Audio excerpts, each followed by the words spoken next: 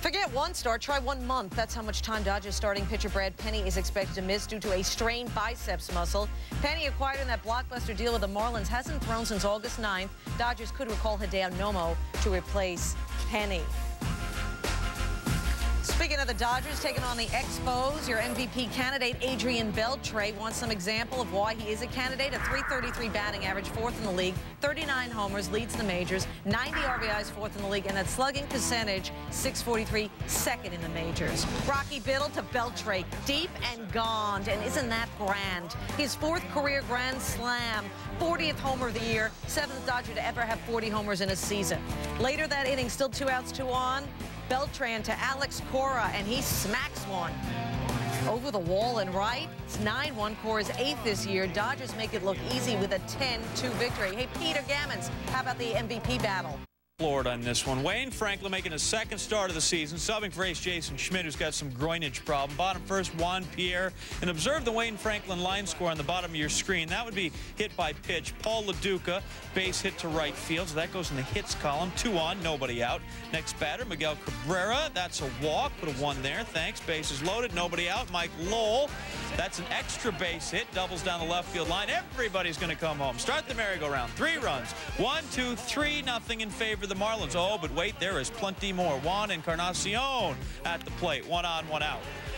And that's down, shallow left field. Lowell score 4-0 Marlins. Alex Gonzalez wants some shot to the opposite field. Franklin lasts 2/3 of an inning, gives up 7 runs. Fish got 8 to start the ball game, and the Marlins win this thing by a count of 9-1. Never a contest. Mets hosting the Padres. David Wells back in New York, looking to go 6-1 on the road. Key for Wells, he threw first pitch strikes to 21 of the 31 batters he faced. Did I mention he's 41? Still looking fine on the mound. Ask Richard Hidalgo about that. Wells has not pitched a shutout since 2003 of April. To the 9th we go. Trevor Hoffman in the pen will be warming up for the Padres just in case. You know, Hoffman has blown 4 saves this year, all in Wells' starts. Keep that in mind. Wells, the pitch to Hidalgo. It's an RBI. It's now a 3-1 game. Padres still on top, but that'll do it for Wells. Came 1 out away from his 13th career shutout. Here comes Hoffman against Mike Cameron. That was slow. That wasn't too quick either by Hoffman. Cameron keeps waiting for the hard stuff, and he gets struck out by Hoffman, his 32nd save, and the Padres hang on. Hooray for beer. Brewers and Cubs. Chicago tied for the wild card entering the ball game. There's the curse of the GOAT in Chicago as they try to win their 7th straight. But then there's also the goatee of Matt Clement. 2 very different things. Clement facing Russell Brandon. He goes down. Facial hair, of course, makes you strong. Derek Lee, bases loaded. You have got to have the money ball. Derek Lee's 27th home run of the season. 7-0 Cubs in this one. Ramos Mariers would add his 26. They got 4 guys with 25 or more. Moises Alou, he's over the 30 home run run. His 2nd night gives him 31 for the season. That's over Wes Obermueller. 7-0 Cubs. And Clement facing Russell Brandon. 7 strikeout for Clement. Next batter, Chris Magruder. No, 8 Ks, 6-inning pitch. He allowed 4 runs, but really when you're ahead 13-4, you don't have to be that fine. The Cubs roll on. So this is how things shake out in the chase for the bonus playoff spot in the National League. Cubs win, Giants lose. That allows the Northsiders to move a full game ahead of San Francisco. The Padres remain 2 behind. A lot of baseball still to play. Then she got a hold of him before the Rangers brass did. Welcome to the show, kid. We're in a pennant race. Go beat the Red Hot Twins. Young, the 16th different Texas starting pitcher used by Buck Showalter this season. Well, let's meet him, shall we? As we said, he's just a long list of starters there down in Texas. He's 6'10", right-handed pitcher. 6'10", Princeton grad. Won the Ivy League Rookie of the Year back in '98-99. So he's a smart cookie. Young comes out. There he goes against the Twins, who have won 7 of the last 8 ball games. Top second, Corey Koski, who's been kind of warm, goes down swinging. Top 4, Young still has a no-hitter. And the no-hitter's gone. The shutout's gone because the ball is gone. Torrey Hunter, 17th homer this year, gives it a 1-0 Twins lead. Still in the 4th, Koski, well, a little return favor there for the strikeout. 2-run homer, his 6th in his last 9 games. He has been toured, 11th RBI in his last 9 games as well. He had just 9 RBIs the previous month. We go bottom 9. Rangers have got it, 4-3 deficit. Joe Nathan pitching, 1 on, 2 outs. They had a tough week. Michael Young, 17 for 74 with no homers in August, coming in, rips one to left. Gerald Lair is going to score, game tied at 4, a blown save for Nathan. 2 batters later, Mark Teixeira comes up with 2 men on, and Teixeira says, hey, guys, let's eat. The buffet is open. Lines the single to right. Young scores. Rangers win it 5-4.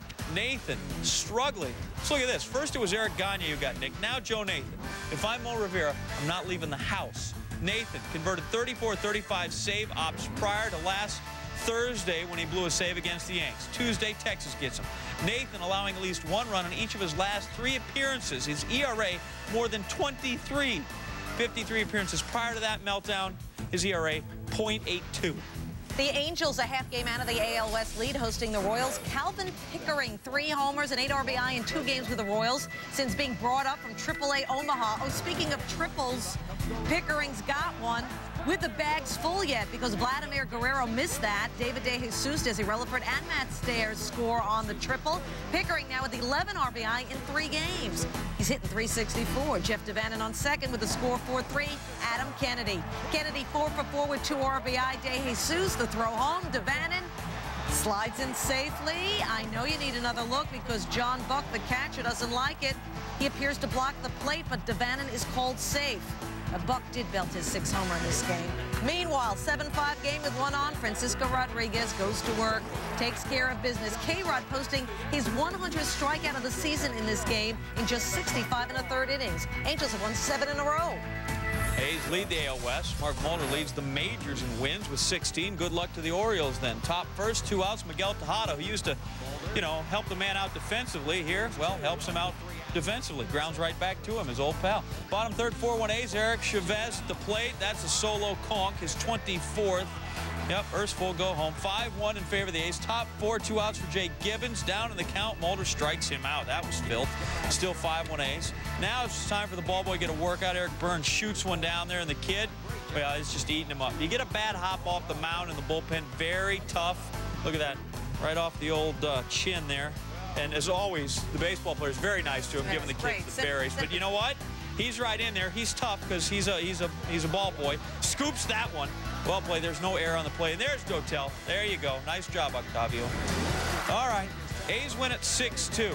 Mulder, the story, 17th win, 2 earned in 6 innings. So your AL West race, as it looks in your Wednesday morning paper, of course, if you just listen to this, we'll save you the 50 cents.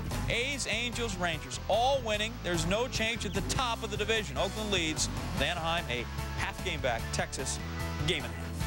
Again, the night 6.5 games up on Boston. Derek Jeter in the lineup after being shaken up on Monday, and he was dancing. Why was he shaken up Monday? He was hit by a pitch on his elbow by Bob Wickman. He'd have to leave the game. That would hurt, but he'd be back the next later. That is Derek Jeter at his finest. Top of the first, no score. Scott Ellerton facing Jeter. And Jeter, as Joe Torre said, set the tone in this game with his 16th home run of the year. And that's also his 1,000th career run. Jeter is the 5th fastest to score 1,000 runs in the last 60 years. He's the 11th Yankee ever to do it. Top of the 4th, Ellerton up against Kenny Lofton. Cocoa Crisp, that is tasty. Full extension, great catch. Another look, pretty stuff. He also hit his 11th homer. Top of the 9th, tie game, Gary Sheffield facing Wickman. We flash back. Remember Monday? Shef, MVP candidate, the game-winning homer off of Wickman. Will he do it again? Or will Bob get the best of him? Bob Wickman gets the best of Sheffield this time. Top of the 9th, still tied, runner on third. Hideki Matsui in the box and gets the best of Bob Wickman. Opposite way, RBI base hit. The Yankees with their 48th come-from-behind victory. That's best in the majors. I think I have the best of Bob Wickman's CD, actually. Blue Jays ended the Red Sox season-best 6-game win streak on Monday. They get down 3-0 here in the 5th. Manny Ramirez, they'll bring him back off Miguel Batista. Poetry that, huh? Mark Bellhorn, Johnny Damon scoring the single. Ramirez now 7 straight seasons with 100 RBI and 30 homers. Homers? Thanks. Doug Mirabelli will have one, a 3-run jack in the 6th. His 8th, and the Sox are now up 5-3. Boston started Tim Wakefield. A little trouble in the home half of the 6th. With 2 on, he hits Chris Gomez. Luckily, that's one of those knuckleballs, so it didn't really hurt. But it loads the bases, and Wakefield goes to the showers. Timlin comes in. Bases chucked, nobody out. Reed Johnson, you like to get the strikeouts here. Orlando Hudson, down he goes. And Rios, at this point, the ground ball ain't going to score nothing. We'll just take the force there at second. Timlin does the job. Red Sox win at 5-4. Their fourth win in their last 5 one-run games. So the AL wildcard numbers look like this. Tight.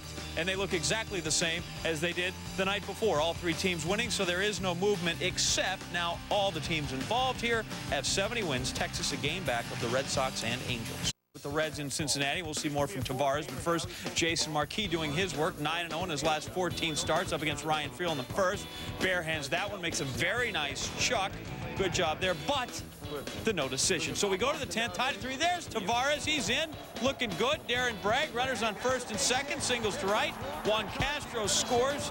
Going to have an outstanding slide here. So really, not the standard definition, but another bad pitch by our man Tavares. Taking a look at Friel, telling Castro where to slide. Get down, brother. Reds win at 4-3 and 10. Then after the game, Bragg being interviewed on the field. Aaron Harang comes out. Oh, got it. Get him now. Shaving cream, and sometimes you throw it at him. 4-3 Reds. Fun stuff. Rockies, Braves. Julio Franco turned 46 years old on Monday, the oldest non-pitcher to play since 1934. Bottom 1, Braves down 4-0, not for long. Franco up the middle. That'll score Rafael Furcal, who went 4-for-4 in this game with 2 RBI. Bottom 7, tie game at 5-1 out. Franco again doing the damage. Julio Franco 3-for-4 with an RBI. Later in the inning, after a single moves Franco to second, Mike Hampton, the pitcher, pinch runs for the 46-year-old Franco. Good move because Eli Marrero, who went 3-for-4, will bring in Hampton from second. The Braves bullpen closed with 4 shutout innings of 6-hit ball in the Atlanta Braves victory, 6-5. Bases loaded in the 3rd. Tigers down 1. Carlos Pena, a la Jill Scott, beautifully human. His 3rd career grand slam. He's got a 10-game hitting streak. Pena's 19th home run of the year. Also with a 10-game hitting streak. You're looking at him, Carlos Lee. Juan Uribe would score on that. The White Sox would have a win, snapping their 5-game losing streak. The Ichiro watch continuing as the Mariners host Tampa Bay. Ichiro, 198 hits this season in 123 games. In the second, with the Mariners down 2, Ichiro leading off and finding some space. They get 199 on the year, 1 hit away from 200, but Ichiro in this game with a 6-5 Mariners losing game, he's not getting up again. He was on deck and he just watched. He watched the Mariners drop 32 games under 500 for the first time since 1983. Phillies Astros. Houston riding a 4-game win streak over the Phils. Carlos Beltran facing Brett Myers, and Beltran wins this round. 16th homers, Astro 31st of his career. We're talking 4-4-0 on the tape measure. We're tied at 2. Roy Oswalt out of the pen. He started Sunday but lasted just 2 2/3 innings. He gets Placido Polanco, who had homered earlier in the game. Bobby Abreu's swinging goes down. So we move to the 8th. We're tied at 2 still. Couple on. Lance Berkman. Linda and I, we like Lance a lot. We sure do. That's through the right side by diving Jim Tomei. Brad Ausmus scores. Astros going to win this thing 4-2. Oswald's first win in relief in more than 2 years. Waiting for it's the SportsCenter top 10 plays, and we begin with number 10. It's a good Phillies place to start. And Astros. I thought so. Jeff Bagwell, it's deep. Is it gone? Not a chance. Marlon Byrd flies. He catches it in the corner. Number 9, Diamondbacks and the Pirates. Ty Wigginton, hot shot to third. Andy Green with the snag. Look at it again. That's why they call it the hot corner. He's got it. No one's hurt. Snow coned it a bit. Those are good in the summer. Number 8, let's keep it in Pittsburgh. Alex Cintron hits it high. Jason Bay, for the love of elevation, the catch at the wall. Take another look. Did you look away for another bite of Cocoa Puffs? I thought so. Number 7, baseball gloves and waiting. The Moo Latte giveaway. Neenah, Wisconsin, worldwide leader in manhole covers. And you go up there to the Dairy Queen and you give the cow coffee. Because, you know, a happy cow will give more milk, and then you can put it in the coffee. Happy cow. It's a hyper cow with coffee. Good. Cardinals, Reds, Jason Marquis. Doesn't need the glove to get that kind of love. The off-balance throw gets the runner at first, but the Cards lost to the Reds in 10. International play in Williamsport. Chinese Taipei, Panama. Byron Haynes for Panama. Look at that. He's just a youngin'. Get him in the big leagues now. Mom is proud. Number 4, Yanks, Indians, Derek Jeter. Under it, Brady Sizemore.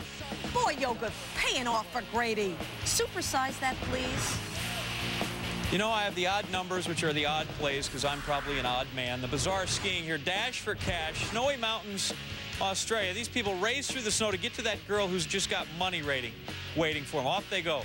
Look out. It's Is that it? I mean, to go get the cash, get on up to her. There he is. Climb on up. Apparently Coke or somebody sponsors this. What are you going to do with those winnings? Take out the girl, huh? Yeah. Did you consider just giving up back there? No, not really, because we planned a big night and I've already spent the money, so just got to pay it back now. It's going to be a while before that's a Winter X Game event, I'll tell you. Number 2, Dodgers Expos. Adrian Beltre belts it with a bags full. 4th career grand slam. Major League leading 40th homer. First Dodger to do it since Sean Green in 2002. And number 1, Yanks Indians. Could be a milestone for Kenny Lofton. Hit number 2,000. And there it is. No, what a play by Chris. Kenny Lofton's probably thinking, when am I going to get that hit? What? Coco Crisp. Lofton, 1,900.